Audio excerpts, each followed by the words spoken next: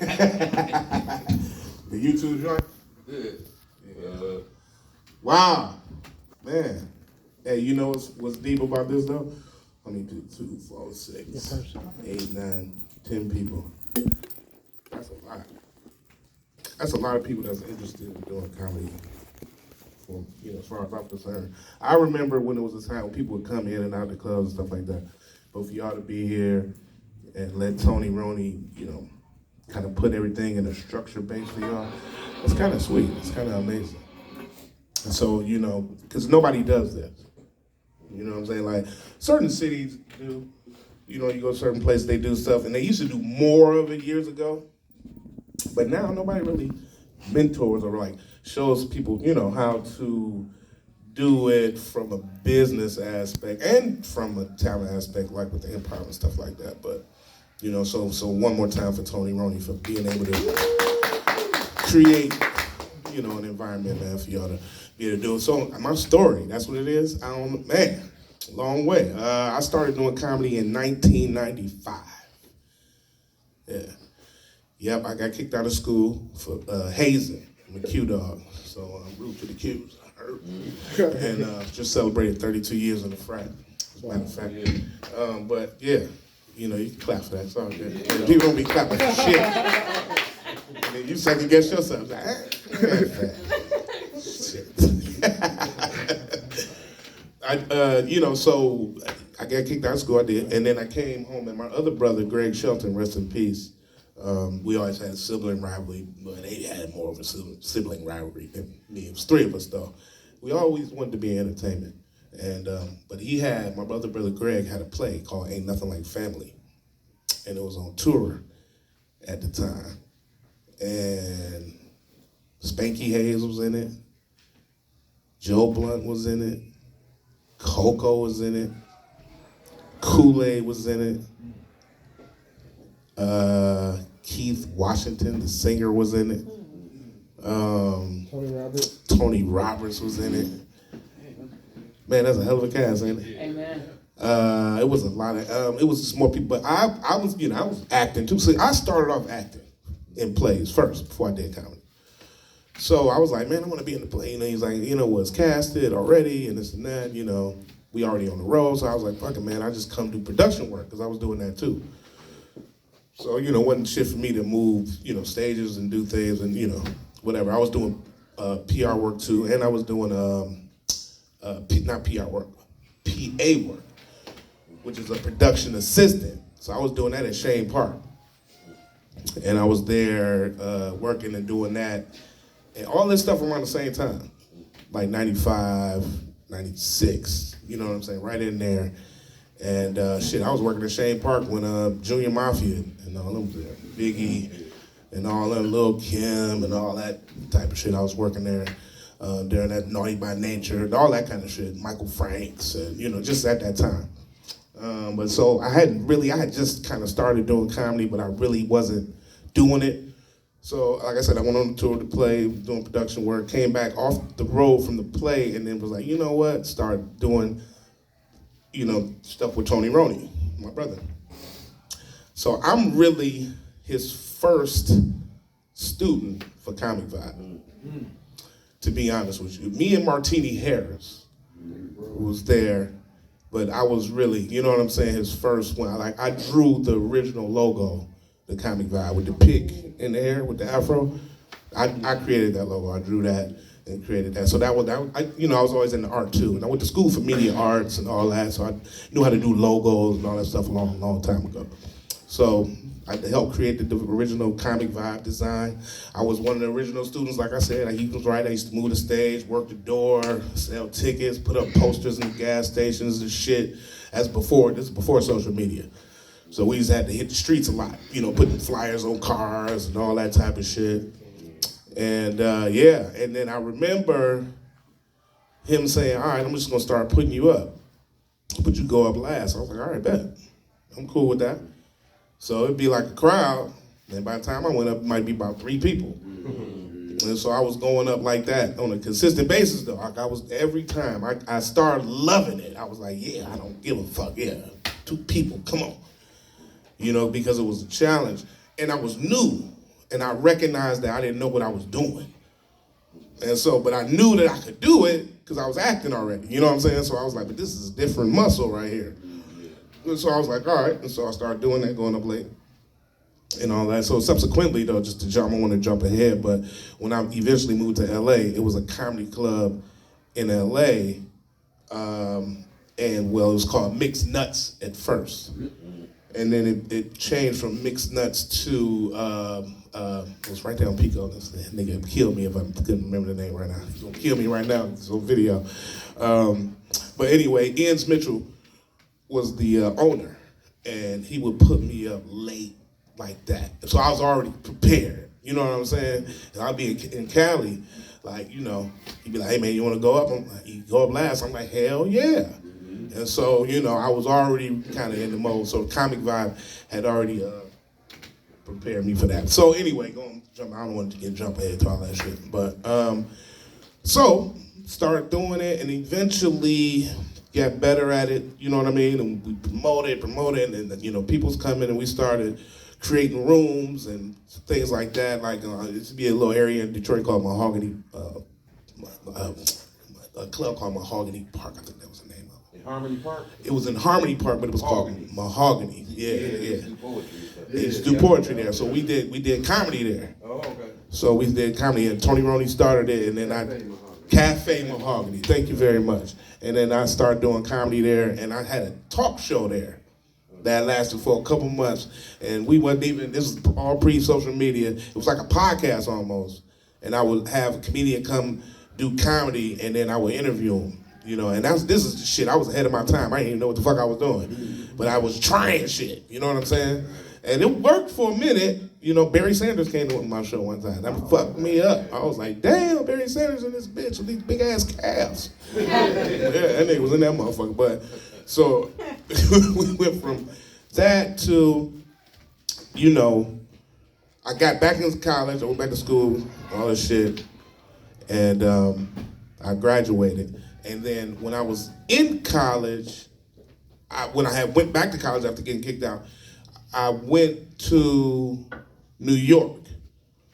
And for the first time, and one of my frat brothers was working for Wu-Tang. And I stayed in Staten Island with him at the Staten Island Hotel. Yep, all day long. And I stayed there. And that's back when Wu-Tang was hot too. And this is in 96. And I remember staying there with him for like a week or so, or something like that. And I would get on the ferry and go over to Manhattan and catch the train and shit and do shows and shit like that and come back, catch the ferry back, all that shit. Sometimes I missed the ferry or whatever, what have you. Couldn't get back, so I had to go stay with another comedian or whatever. But this is when I just started meeting the New York comedians. Like I was brand new. Like I had just met Talent. I don't know if you ever heard of the comedian named Talent. New York, and Talent Harris. And so I had just met him, and you know, I'll give you a story. It was a club called the Boston Comedy Club in Manhattan, and like Lower Manhattan. So he was like, yeah, man, I can't remember who called. I think maybe Tina Graham. Y'all familiar with Tina Graham? Yeah. So I believe Tina Graham called him and said, hey, you know, get this young comedian from Detroit. Why don't you see if you can get him a guest spot? And I remember the only reason why I even knew Tina is because I met Bob Sumner first, because I auditioned for Def Comedy Jam, and I didn't get it, but I auditioned for Def Comedy Jam in Detroit, and so that's kind of how I got my in with them, even though they're from New Jersey. That's how I got my in with the East Coast as a young comedian, and I would, did some auditions. So sometimes, as a young comedian, you don't really know how your path is gonna be, but you gotta do stuff. Like you just gotta do it. Like even if you don't want to, you know what I'm saying? Like just go do the auditions or go here or go there, because you never know what the networking is gonna lead you to. You ever did Indigo Blues? You ever heard of Indigo Blues in Manhattan? I never heard. I don't think I heard of Indigo Blues. 46. I don't think I heard of Indigo Blues. That's what Tyler used to host. Okay. Indigo Blues, yeah. Okay, you gonna heckle me down there?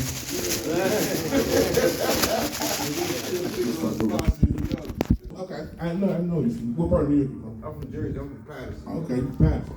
Yeah, that's Patterson. That's a real city.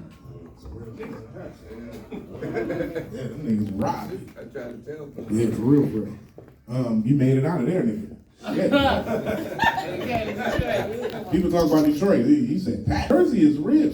You know what I'm saying? A lot of New Jersey. Jersey City, you know, Newark, of course, Patterson. So anyway, so y'all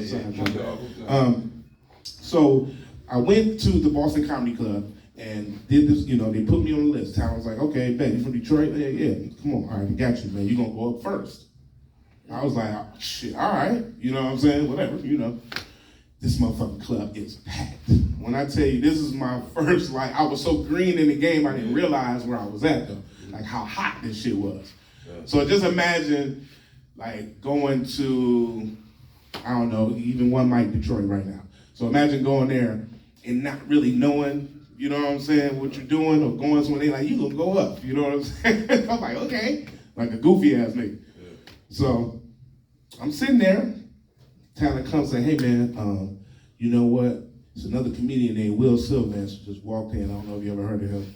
He's from New York. Will Sylvance. I'm looking at a very funny guy. And he gonna go up, he usually co-hosts the show with me, and then I'm gonna bring you up. I was like, all right, okay. He went up, Talent was hosting, he went back up and brought somebody else up. So he came back to me and said, my bad, man, you know, comedians is coming in, I got you. You know what I'm saying? Don't worry about it. Drew Frazier just gonna go up and do a few minutes. I don't know if y'all, my brother Drew Frazier, gonna go up. All right. This shit went on for about 2 hours. And he would come back to me every time somebody came off. Hey man, I got you. Don't worry about it. I'm going to bring you up. Nigga came up. You next. Now you next, man. And then he came back and said, listen, man, Dave Chappelle just walked in. And this is when Dave Chappelle was. This is the young Chappelle. This is before the Chappelle show, but he was hot in New York. Dave Chappelle just walked in. I said, damn, I knew who Dave Chappelle was. You know, fuck it. You know, I'm pissed though, because I've waited all night. Now this nigga about to go up. He went up and, of course, killed this shit. So they would do an after party downstairs below the Boston Comedy Club. And, you know, right after it was over. And so as soon as he got off stage, everybody started leaving. The whole crowd. Talent said, well, I got one more. From Detroit. Man, everybody started walking out. But man, Howie Bell, it was 2 people that stayed, that didn't walk downstairs. And they looked at me and they just started laughing. And I said, hey man, I don't know. They look and they just talk. They say, we just want to know what you was about to say. I swear to just a true story. And I said, shit, I guess I'm going downstairs with y'all. And they laughed at that and said, come on man, we're gonna buy you a drink. And I left, I walked downstairs, I literally got on stage. Talent laughed because he stayed up there and watched me do it. He like, I was up there, not even 30 seconds. I walked downstairs, got a drink at the bar, and that fucking opened my eyes up to the real shit. I was like, niggas be getting bumped. And I was like, you think you ready? Can you imagine the mental roller coaster I went through? Yeah. Because you already nervous. You know what I'm saying? I gotta go up. You know what I'm saying? All right, I'm next. All right, I'm not next. You know, I'm next, and I'm not next. That shit fucks you up. It fucks with your head, too. And so that's a part of the training, too, with stand-up comedy. It's a lot of elements, a lot of levels. That's just one of them. You know what I'm saying? Being prepared mentally to deal with adversity at the time you're at the show. So, like, you may get into a situation, I've been in this a lot of times, where nobody's there. And you get there, I'm talking about this is a real book show. You know what I'm saying? The crowd's there, everybody, the host is late, the feature's not there, I'm the headliner, and I'm there. Because I like to get to my shows early so I can read the crowd.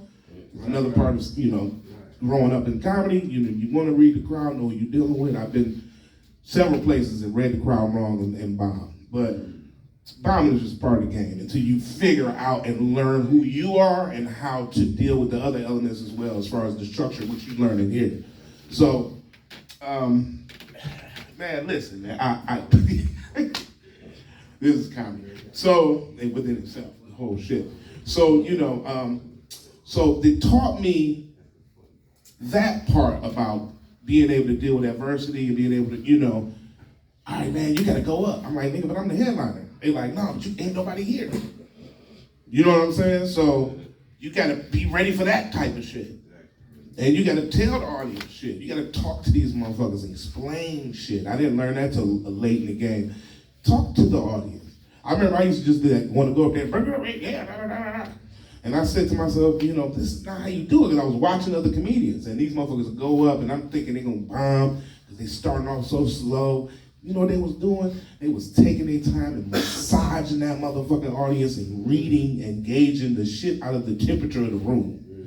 You know what I'm saying? And they just was on, and I didn't know that's what they were doing as a young comedian.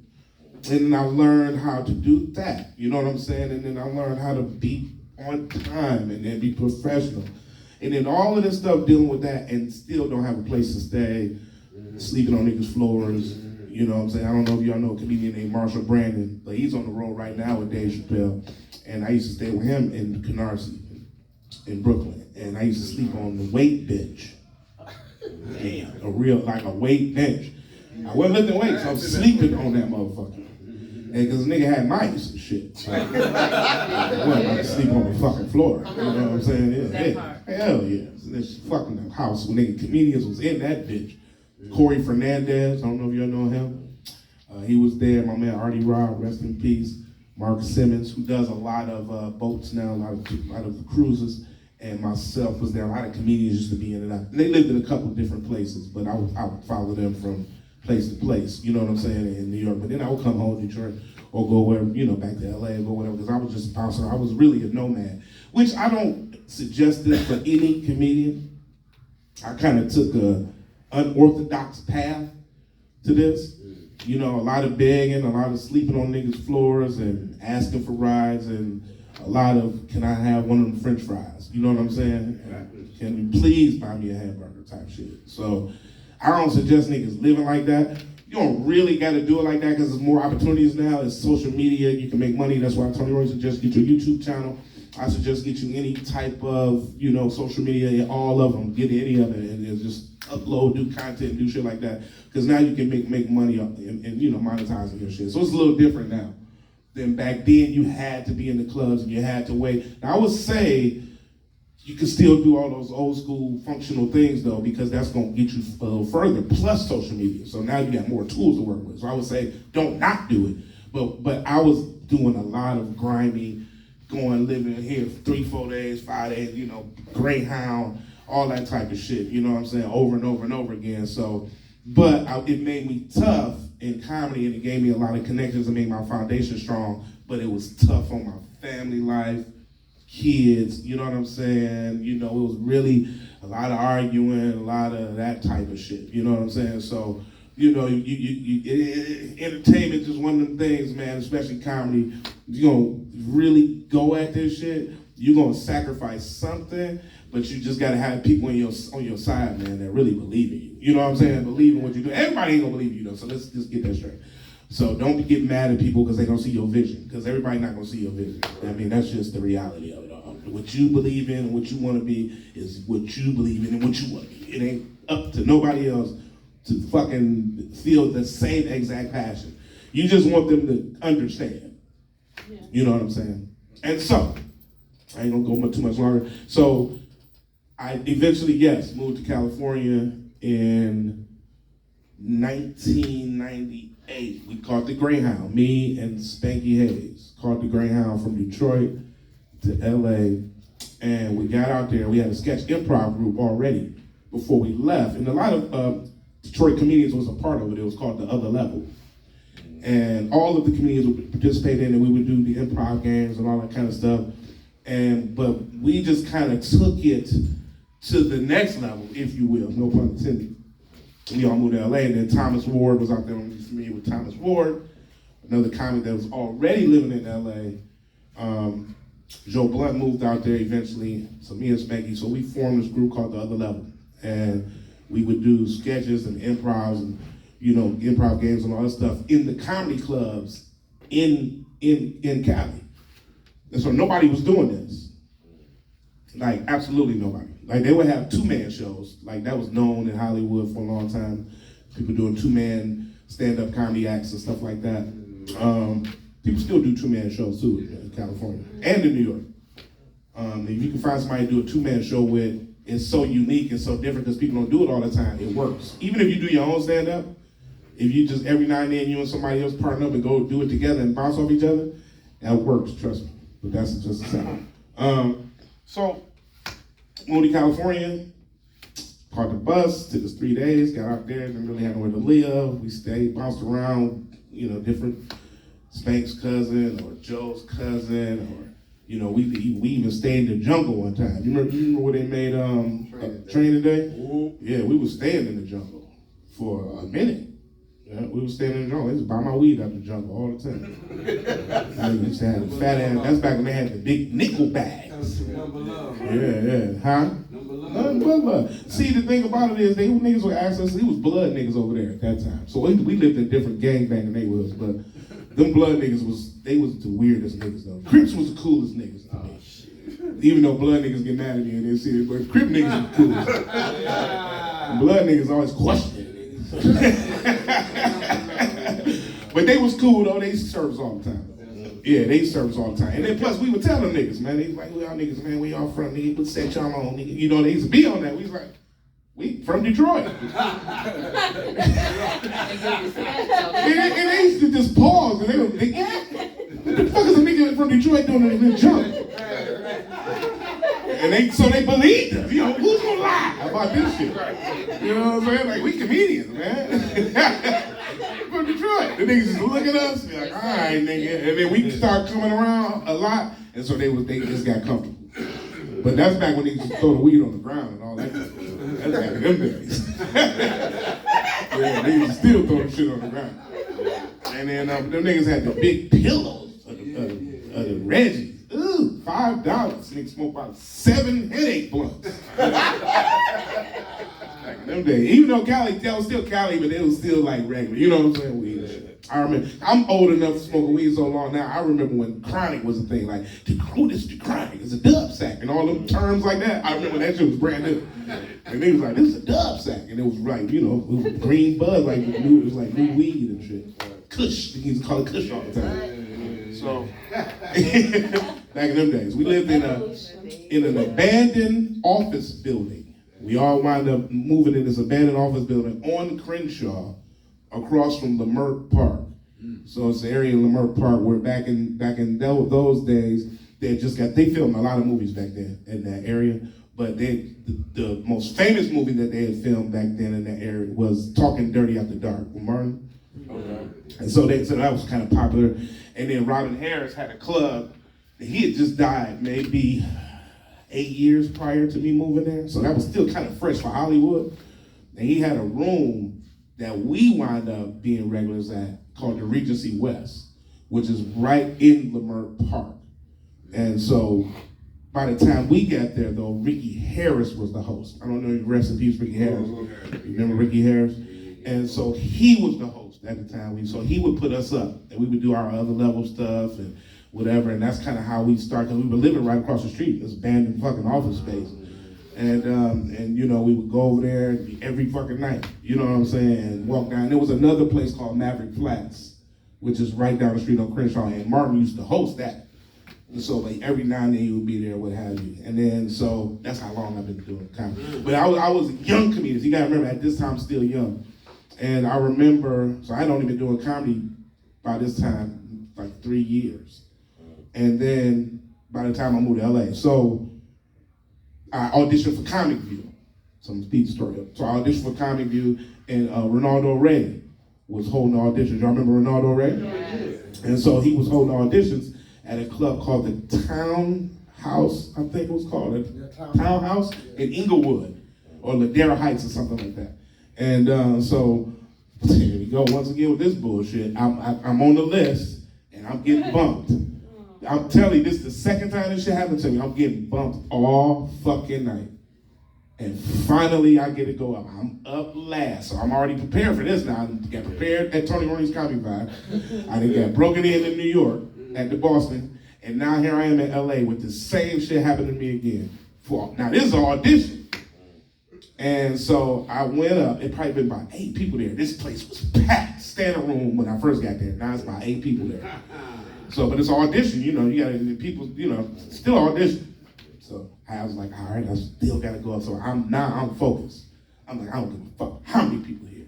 Then I went up and I used to do this joke about nursery rhymes at the time and why not to teach your kids nursery rhymes. And that was like my signature shit. I was like, I'm about to give this motherfucker 3 minutes of jokes, my all. And I did good. And that nigga Ronaldo Ray came up and said, nah, he's gonna do Comic View. Nigga, I ran outside and cried in the parking lot like a motherfucking baby. I ain't want nobody to see me cry. But man, I was like, God damn, did that nigga just say that Comic View? And so I thought the nigga was bullshit. And maybe like, not even a week later, they called me. Some kind of way, I don't know how I got emails. That's how everybody used to communicate through email back then. So I got an email from BET Comic View, like, congratulations, email. Man, I was happy as a motherfucker. So now, imagine all the shit I've been through, Greyhound, living in abandoned building, you know what I'm saying? Starting comedy here, just all of those things, and just to get that one payoff was enough to propel me into 29 years later comedy. Now that was just one opportunity, which was my first television appearance, and we did it in LA at the casino. I can't remember, Normandy Casino. That was the name of it. That was BET Comedy. Gary Owens was the host, and that was my first year. And I did pretty decent. So I had a decent set on TV, like pretty good. You know what I'm saying?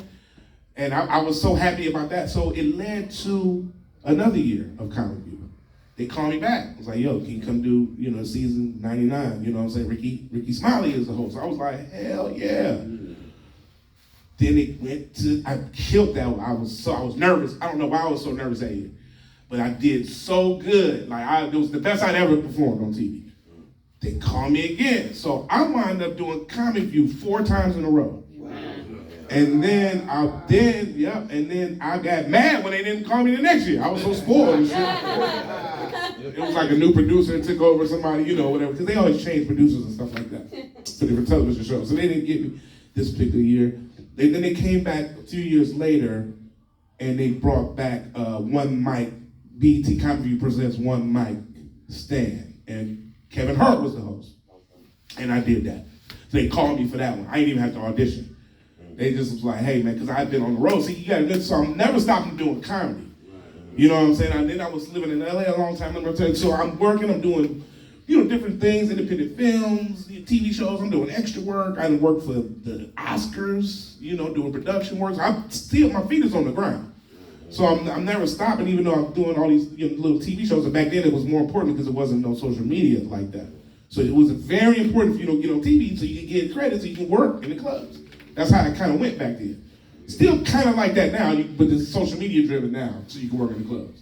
It was the other way around. It was kind of more like television driven, and you work in the clubs. So anyway, and then if you got a hot movie or a hot film, you know, shit, your career take off. There's a lot of comedians that did film and television back then and didn't have 10, 15 minutes of stand-up comedy.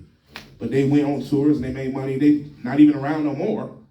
A lot of people not around no more that I started with that had more visible success, should I say, than I had. But anyway, time went on. I got into a car accident in Germany. I gotta tell you this, fella. So I got into a car accident in Germany and got ejected out the back windshield on Autobahn. Over there doing stand-up. Yeah, so I was making my moves. So I got booked in Germany, all that. So I flew from Cali. I was living in LA at the time. So I flew from Cali to Germany, got fucked up. I got a steel rod in my leg right now. And 2 screws right here, 2 right here. The whole thing is all right. I broke my left femur bone.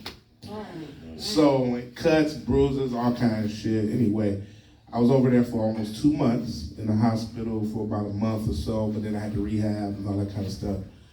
And I came back on crutches, and I had the polio-looking crutches too. You know, the ones that go around your arm like this. I was looking real decrepit. Trust me. And motherfuckers was like, "Oh my God, what happened?" I was like, "Yeah, I was fucking." So anyway, they had auditions for the Bad Boys of Comedy. So I went back to LA, And the girlfriend I was with at the time said, hey, you know, I'm with somebody else. Dang. Wow. You know, yeah, I've been seeing somebody. Yeah, moved. We was living together, so I had moved into this duplex or whatever. And so now I gotta get all my shit together. I got a fucking broke ass leg. I'm crying, depressed. You know, like fuck, I gotta leave. I just said, fuck it, I'm about to move back to Detroit. That was one of the hardest decisions I ever made in my entire life.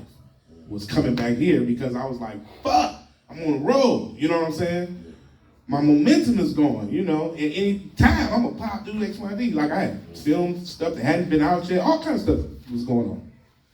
And so my brother Greg, he paid for all my shit to come back. Because he was living in LA too at the time. He was a writer.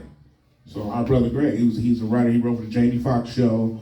He was a producer too. He was produced for the Image Awards several years. He got me the job at the Oscars. He did all kinds of stuff. He worked with Marcus King and Jamie Foxx for several years. Wrote for the Jamie Foxx show, all kinds of stuff. And so I'm jumping past our development deal. I didn't talk about that. Yeah. So I got to slip that in. So the other level. So let's get back to that before I go to Germany again. Get back to Germany. So what I did was we got the other level going, all this stuff, and we developed a relationship with Eddie Griffin. So Eddie Griffin was Thomas Ward's friend first, and then he introduced us, you know, Eddie met all the rest of us, got familiar with us, and he took a liking to us. And he was like, man, y'all boys bad. We was doing that sketch improv. He was like, y'all Detroit niggas, y'all all right. He was like, I'm gonna shoot y'all. I'm gonna shoot it for y'all. And so he wound up, y'all familiar with the Comedy Store? Mm-hmm. And so we would do all the rooms in the Comedy Store. Like all of the rooms in the Comedy Store. Nobody else was doing this. Nobody else has done it since. I'm still fighting to get the other level's name on the wall. So Thomas Ward's name is on the wall, and Spanky Hayes' name is on the wall. My name is not on the wall, and Joe Blunt's name is not on the wall, but the group's name should be on the wall. My name should too, that's another story. You gotta be a regular to get your name on the wall. So, and the other level as a group were regulars. Spanky was a regular, and Thomas Ward was a regular. Even though I felt like I was and Joe was regulars, but we never got kind of christened by Mitzi Shore, who was Pauly Shore's mom. She used to own it. Rest in peace. Mitzi, you have to do a showcase for her, and I showcased for her like maybe 16, 17 times. And she loved me to death. And she would, you know, let me showcase for her, but she never really crowned me and say, all right, let me give you regular spots. So anyway, we wind up getting a deal. Eddie Griffin shot it. He had 3 cameras in there. He edited and did everything because Eddie Griffin wanted to work with us. He put all the shit up. Greg, my brother, basically went to Marcus King, who was already established with Jamie Foxx. Even though Eddie Griffin was his own entity at the time, we were kind of caught in the middle. My brother Greg facilitated a deal with us based off the video that Eddie Griffin shot. And Eddie Griffin was mad at the motherfucker for a long time, for a lot of years. Even though we stayed friends with Eddie for a long time, even though right now, to this day, I just went and saw Eddie, I don't know when the last time he was in Detroit. Like last year sometimes, he was at the soundboard or something. So we still hang out, we still cool. But he still talk about it too. Yeah, y'all niggas left me and went to Will Smith. Because so at the time, it was Overbrook Entertainment, which is Will Smith's company. So even though Marcus King was working with Jamie Foxx, they got us a deal. My brother orchestrated a deal with Overbrook Entertainment with Marcus, and that's how we got the development deal. So back then they used to do development deals. They get you know, artists come, they have you on a deal for, I don't know, a year or something, give you some money, develop you, and shoot you a TV show or movies and films like that. So we wound up getting a development deal. And we wound up shooting a television show called Motown Live. Yeah, and so yeah. I just want to say hello and welcome everybody again. Hello. Tony knows me he's known me before he got Greg. Forgive me for interrupting. No, no problem. Make sure hello and let you know that I deeply appreciate everything you guys do. No, no problem. Thank you. Was it on it? Yeah. Oh, okay. And so, I think like I did something. and so what happened was we wound up getting this deal with Will Smith and Overbrook Entertainment, and we had a few meetings with Will. I remember having a meeting with him, and it was right around the time when, what was that movie? Wild Wild West. Y'all remember that movie he did? Yeah. So this is right before they were about to shoot Wild Wild West. This is at that time. And so we were all supposed to be in Wild Wild West, to be honest with you, because I remember that being some of the discussions at the time. Anyway, so y'all remember the Foxhole radio show, Station 2, right on Sirius XM, which is now Kevin Hart, LOL. We are one of the originators of that. So we started that Foxhole. Yeah, it was the other level that kind of started that. So Wildin' Out, Nick Cannon, we were the template for Wildin' Out. So when you see Wildin' Out, it's totally different than what it started out as, but we were the kind of the template for Wildin' Out. So Nick used to hang out with us all the time, and he created Wildin' Out. He took Spanky with him, Spanky with the Wildin' Out, and then we kind of got left to the cold.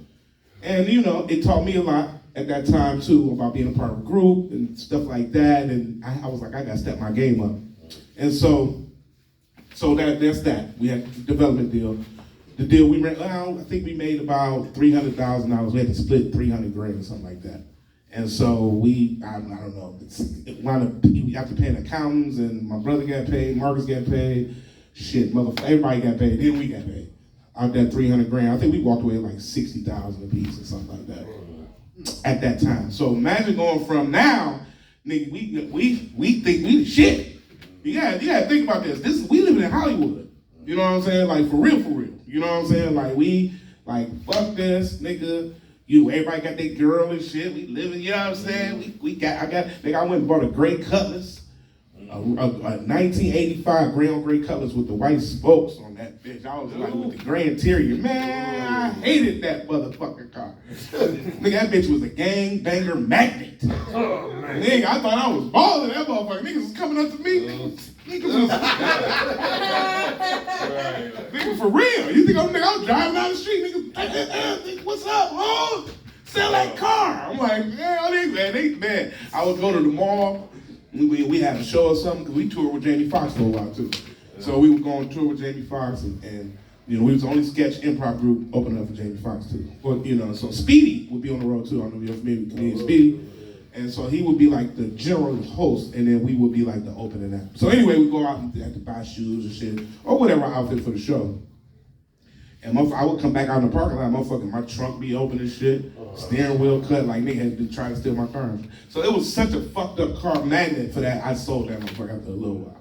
So anyway, but we had some money, man. I came home. I remember giving Daddy $1,000 one time. That nigga was happy as hell. I think I told you about that before. I felt so proud to give my father $1,000. I was like, let me give you something, Daddy. And then he was like, this for me? I was like, yeah. I was like, matter of fact, give me the cash back. And then I wrote him a check for like, I don't know, $1,500 or something. I was like, here's the check. He laughed so hard, he was like, ha, goddamn. That was such a proud son moment to be able to do something like that. I'm gonna tell you something. So working at this shit can have its rewards. The reason why I'm telling you this. Even though it's hard, you know what I'm saying? It can have its rewards. And then this is all before the Bad Boys of Comedy. And so I got cracked up in Germany, so I told you about that. So I came back, and I was on crutches. And what's the comedian's name that used to do comedy with his back to the audience? Omar. Y'all know Omar? Omar Ty. Y'all know Omar Ty? So when he first started, he been doing a long time. He would do comedy with his back to the audience. And I was like, why is this nigga with his back to the audience? This shit was the craziest shit in the world, because he was shy, because he had a little learning disability. You know what I'm saying? So he would be like with his back to the audience. Like the nigga would literally be doing comedy like this. So yeah, y'all, the other day, I was like, nigga, turn around. He was literally doing comedy back to back. This shit used to be the weirdest shit in the world. So this nigga auditioned for the Bad Boys of Comedy. So he went up there, he got a little lip and shit. And so he didn't do very well. So here I am with this fucking polio crutches, and I'm next. And I go up there with this shit, so the crowd like, oh my God, what the fuck is this?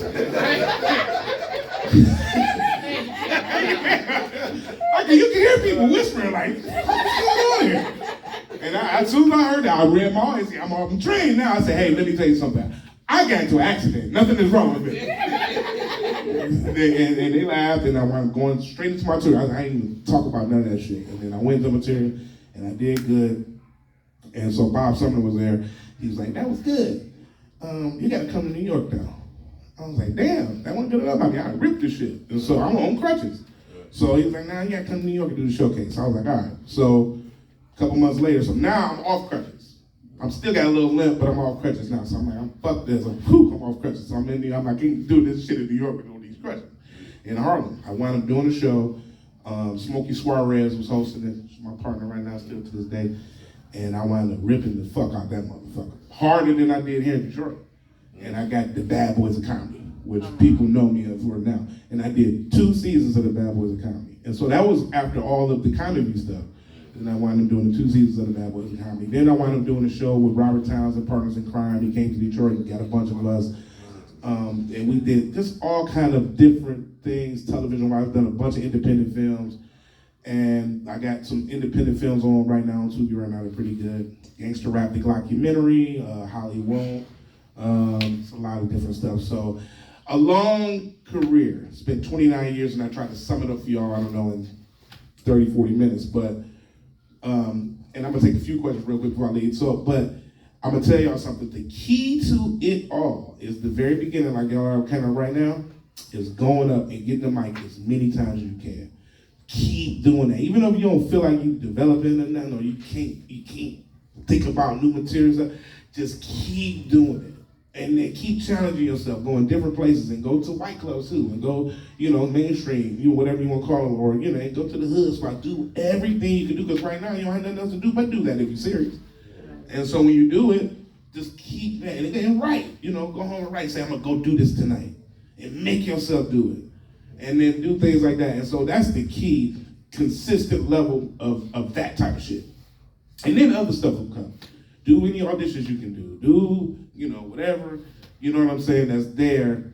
And of course, first and foremost, right now in 2024, you got to get your social media and your content up. That's really number one, because that's where it's at right now. That's how they're booking people. This just is what it is. And you can make money that way. And so that's it, y'all. That's the short version of the Howie Bell stand-up story. All right. Tiny desk. Right. So y'all got any questions or anything that you want to think about or ask us all good? How do you deal with bullshit? Be specific, because there's a lot of bullshit. Like the comedian hate. Like you hating on violent comedians and shit like that. Because I'm running into that shit now. Man, listen, man. Come on. If you get caught up in that, blame yourself. Period. I'm gonna explain myself. People gonna hate you forever. Mm-hmm. There's nothing you can do about it. Right. But you know what you can control? How you react to things, how you process information, and how you carry on about your ways and about the way you handle your business. If you focus on negative, it'll stay with you, whether you started it or not. So don't focus on having a hater per se or any of that. Just be you and be a good person. You know what I'm saying? And you'll be all right. That's how you get away from the bullshit. Okay. Don't focus on it. Was you the driver on the Autobahn accident? Or you was just in the car? I forgot this nigga was blind. He didn't see her hand up. I forgot to. That nigga smoked some weed though, goddamn. Blind man. No, I wasn't the driver. I was in the back seat passenger side. Yeah, and the tire blew out.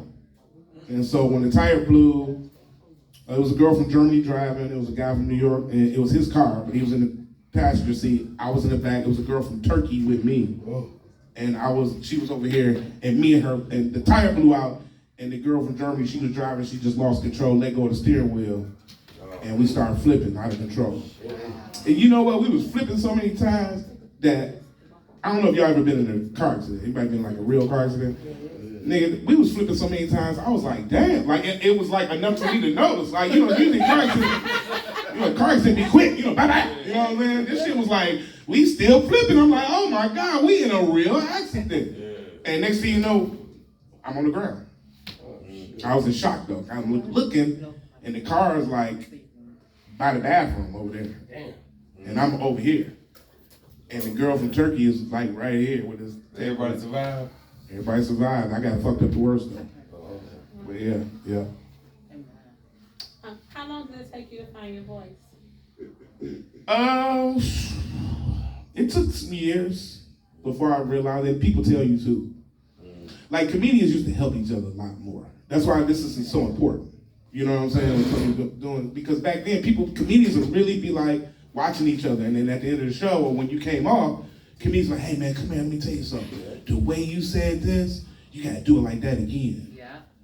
You know, you gotta do it like this. You gotta do it like that. And then you can hear that from different comedians in different places, and they saying the same thing. Then you say, okay, that's a keeper. You know, or let me say it like that. And then once you got so many different bits or pieces of material, and you're starting to say things a certain kind of way with certain inflections, and then you start realizing, I ain't really gotta make nothing up. I could just tell my story, and then they're gonna get it because of my voice, and the way I talk, and the way what works for me. You know what I'm saying? And the way I say things for me. You know what I'm saying? Like for me. You know what I mean? Because other people say things a funny way, and I'd be like, ooh, if I said it that way, it won't work. You know? So that's another thing. It's hard to look at other comedians and be like, ooh, I'm gonna steal that joke, or because it's not gonna be authentic, and you're not gonna do it right anyway. So you might as well be you. Yep.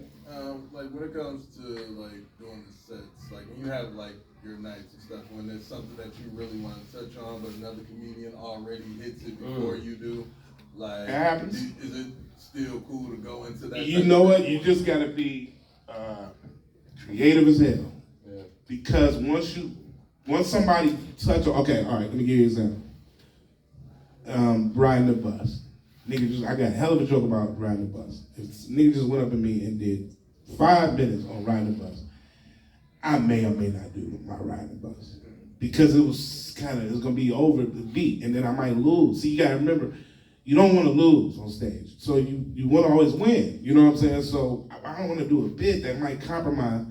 But I have been in a situation where, like I've in a headliner situation, where the feature went up and talked about some shit that's in my act.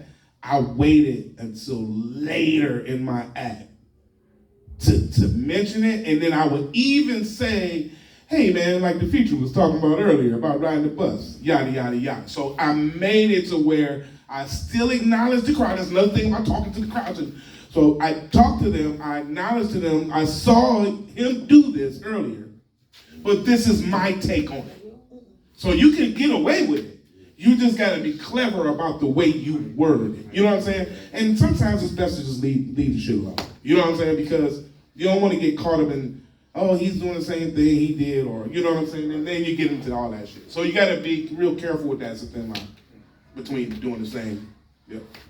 What's more important to you as far as like when you performing? As far as having fun or being funny? I have fun first. Being funny will be there. Right. I have fun though, because the crowd can detect your energy. Right. You know what I'm saying? It's a lot of funny comedians that don't have fun. They mean and shit. They evil spirited, and they make motherfuckers laugh. But you know what happens? The crowd don't like them. Right. They laughed at them. See, I'm gonna tell you something. I've been doing this shit a long time. There are comedians that are really fucking funny, but they're not well liked at all. And a lot of y'all know them. I'm not gonna say no names, we're recording all this shit. But it's some niggas that just ain't really well liked. And they may not give a fuck, and that's fine. You know what I'm saying?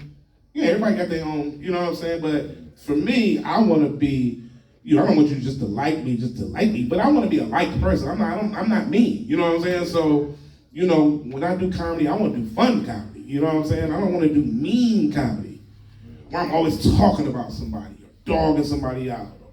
Or, these hoes and these bitches. You know what I'm saying? Like that shit be sounding funny and that shit be mean.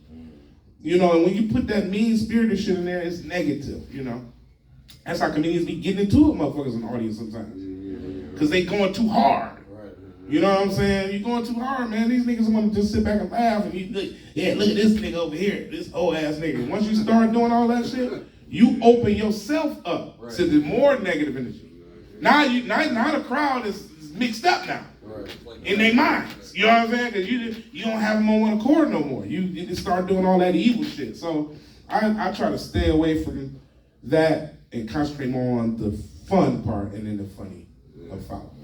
If that answers your question. Yeah, having fun. Have fun. That's what's up. Also, Marcel, question about yourself. What did you get suspended out of college for hazing? Hazy. Yes, but Yeah. like I seen. I'm gonna leave it like that. I didn't know more than you said, like in 1995 somebody did die. Nobody died, but you know. Yeah. Like that's why Nobody died. That was it, and then that was 90. Yeah, we was in court through 94, 95. Yeah. You said court? Damn. School court. Oh shit. Okay. Schools like college court. So Okay. most colleges and universities have a judicial system. Okay. That's how they determine they're gonna suspend you or not. You do certain things, make you do. Yeah. All colleges and universities got. Yeah. It was the first Diddy. The first did it. Oh shit. Nah,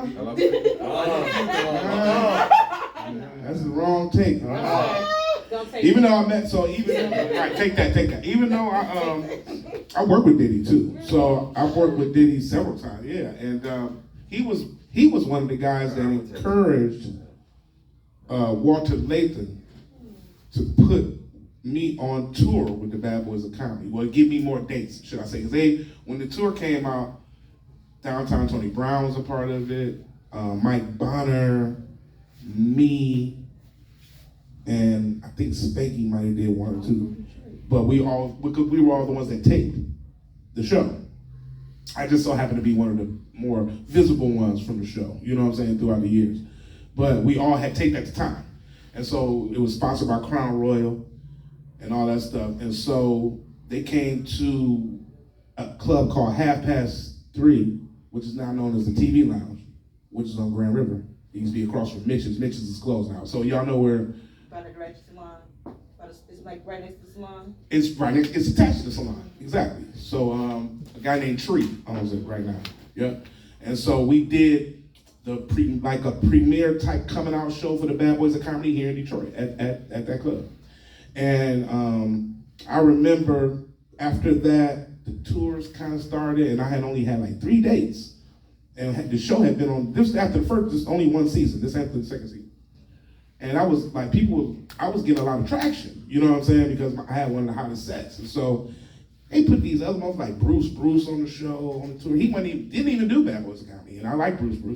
But he didn't even do, far as I remember, and I could be wrong, but I don't think he taped the Bad Boys of Comedy. But it was him and people like him and RNSJ. It was some other comedians that didn't tape the Bad Boys of Comedy that was on the tour. And that kind of pissed me off, because I'm like, man, these niggas been getting their shine.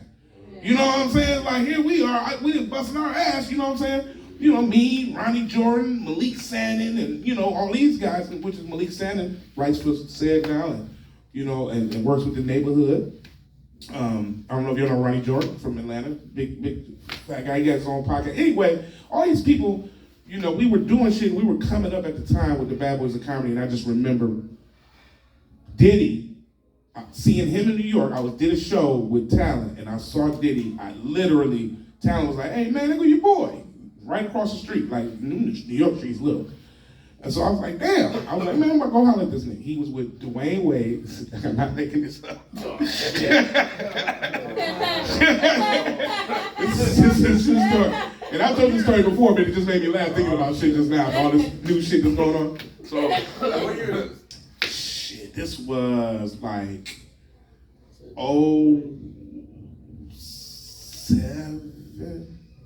06, 07, something like that. And so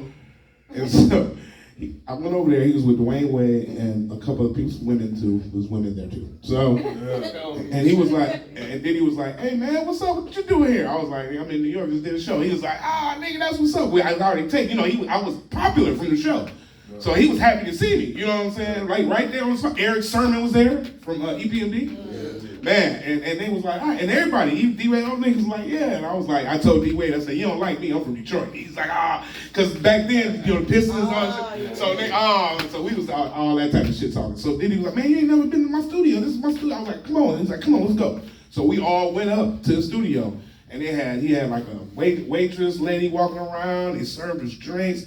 They was up there watching and the playoffs was on at the time. I can't remember who was playing, but somebody was playing at the time. Damn, Spurs or somebody.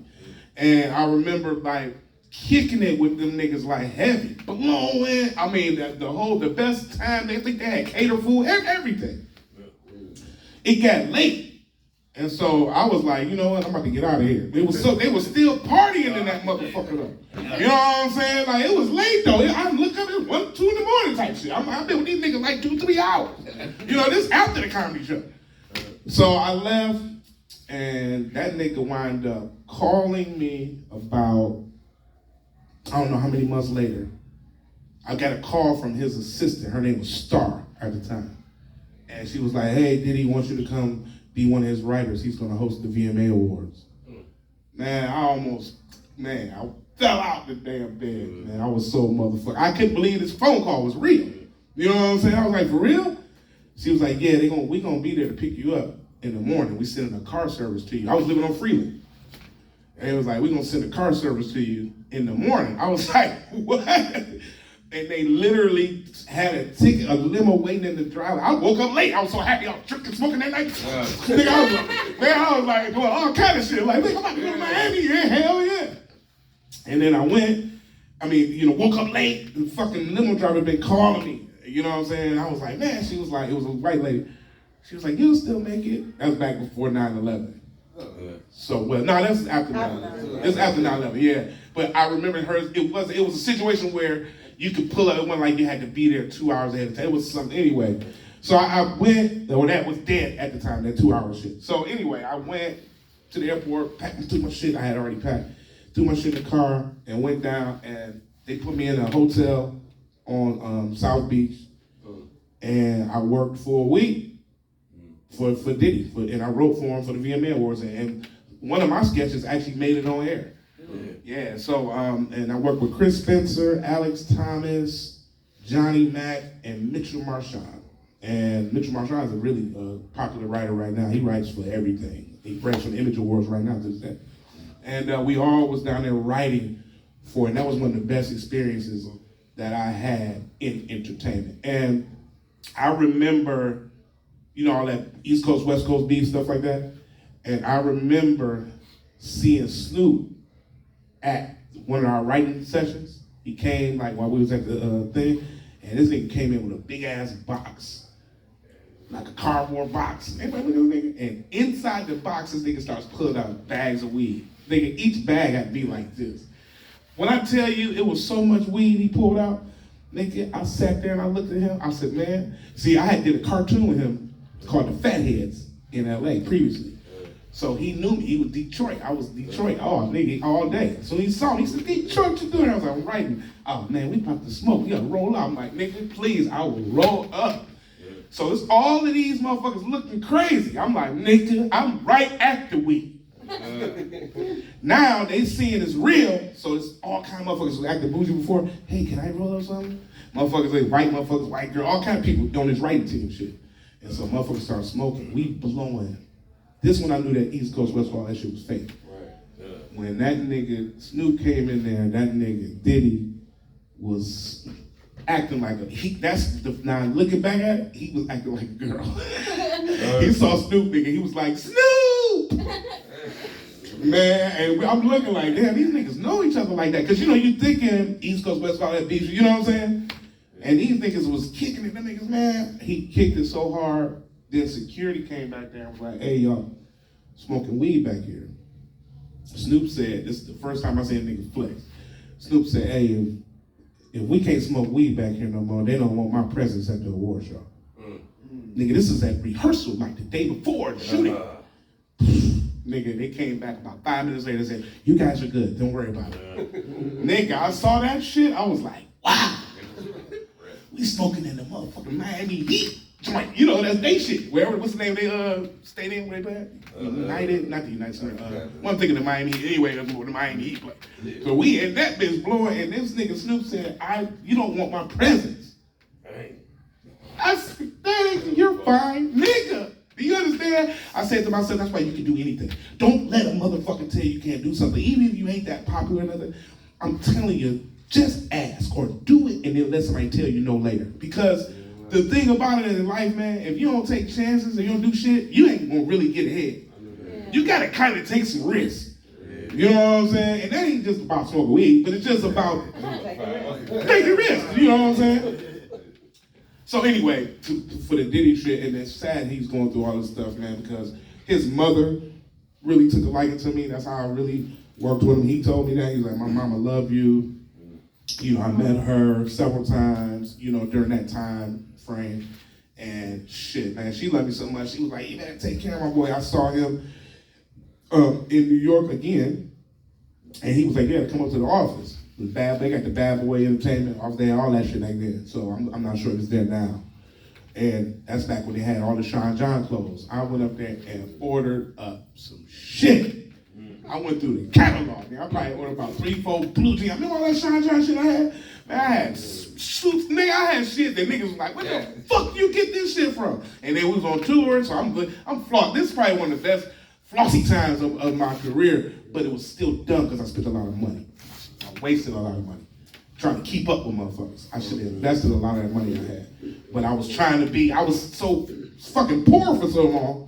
You know what I'm saying? I went to college and spent all this, you know what I mean? Starving, went to LA, starving. You know what I'm saying? So I finally get on a tour or something where I'm successful at and I'm making some bread. Plus I get the little development money that I had, you know, so I built up some momentum. So I'm saying all to say this, that was a good time in my career. Like I said, some of this shit pays off. But some things you gotta be smart about too. Like I wasn't smart with the money. And I could have been real smart, you know, and did better things. But I hate to see Diddy going through this, what he's going through right now, because he was one of the guys that said, hey man, this guy right here, you know what I'm saying? We're gonna put him on, we're gonna do this for him. Never once did I see nothing inappropriate. Never once did I, you know, and I got a thing in my basement for a party, went to after party for MTV Awards. And party was incredible. I met all kind of artists that I just forgot about. You know what I'm saying? And I was one of the featured, you know, people because they had knew me from Bad Boys of Comedy. So I was writing for them and I had a familiar face fresh off HBO. So they was like, oh, that's my man. So I'm meeting all kind of people. Like, nigga, you the comedian dude. You know what I'm saying? So it was like that. And so anyway. That was a great story. Thank you. Good story. Appreciate that. All right, y'all. If that's it. Thank you. I appreciate y'all. Thank y'all for listening. And if I can leave y'all one thing, I would say, don't get caught up in going back to you. We were talking about how you get caught up in the hater stuff and all that. Just don't get, because the temperature and the atmosphere in comedy is real negative right now. Yeah.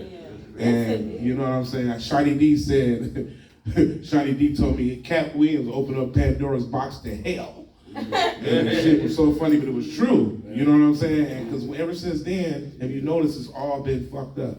You know, like as far as just the beef in between comics, even locally and internationally, and now Monique then came out and said fuck Oprah, and you know Tyler Perry she just did this whole rant again and just came out yesterday or today, this morning. So it's just shit. It's not just comics. It's black entertainment, period. Black entertainers going at Black each other. Entertainment, period. Yeah. Kendrick Lamar going at it with and Drake. the shit that's going on remind me of the shit that was happening in the late 90s. They're bringing it back. No, with the rapping shit. They bringing it back. I'm talking about here. Absolutely, yeah. Icewood and you know what I'm saying? Yeah, I do. I do remember all that. I do remember all that. That's funny, man, because we go all the way back to TonyRoney, and then tell y'all this real quick before I leave. TonyRoney's Comic Vibe, we used to do shows at this place called the Hip Hop Shop. So the Hip Hop Shop was on 7 Mile near Greenfield. And that's back where Maurice Malone, clothes designer, used to have. I don't know if y'all remember him from the I had a big ass coat. So he used to have clothes there, and he was a designer, and Maurice Malone, you remember we used to go there, and they used to do like these freestyle battles and these ciphers back then. We used to freestyle too back then. It's funny, because we used to freestyle, do all that type of shit, jump into ciphers, but we would make it funny. Okay. You know, that's why we came up with the ignorant freestyle, like, you know, comedians, ignorant freestyle. We say anything, and he just laugh at us and shit. But that's back when I first saw Eminem in the cipher. Yeah. And then we wind up years later dealing with a guy named Firstborn. I don't know if you ever heard of a hip hop guy from Detroit named Firstborn. Firstborn was Proust right hand man. Okay. Okay. Firstborn worked with Eminem too. And so Firstborn, you know Firstborn. And so Firstborn reopened the hip hop shop, and me and the comedian Boogie, y'all know Alton Boogie Williams? Me and him did a Saturday afternoon comedy brunch thing for like a whole summer. And we would do comedy for like 5 hours. It would just be me and him. Like maybe we bring one person up, but we would have like maybe an audience like this every Saturday. Like 10 to 15 people. That shit helped me out too. That made me stronger too. And I was an older comedian, you know what I'm saying? You know, but and he got really good. That's Boogie. That's why Boogie is really good now because of a lot of those days that we did and spent hours. And I would go up for like an hour and a half, 2 hours. He would go up for like 2 hours. I would go back up for 30. He'd go back up for like 2 hours. That shit was crazy. And niggas would smoke weed in there. You could blow and they would BYOB, all that shit. So niggas would just be in there listening, like, fuck it, man, keep going. And so that's how you get strong, man. You know what I'm saying? Like, you gotta use that time and practice. When they give you that mic, take it. All right, y'all. I'm gone. Yeah. All right.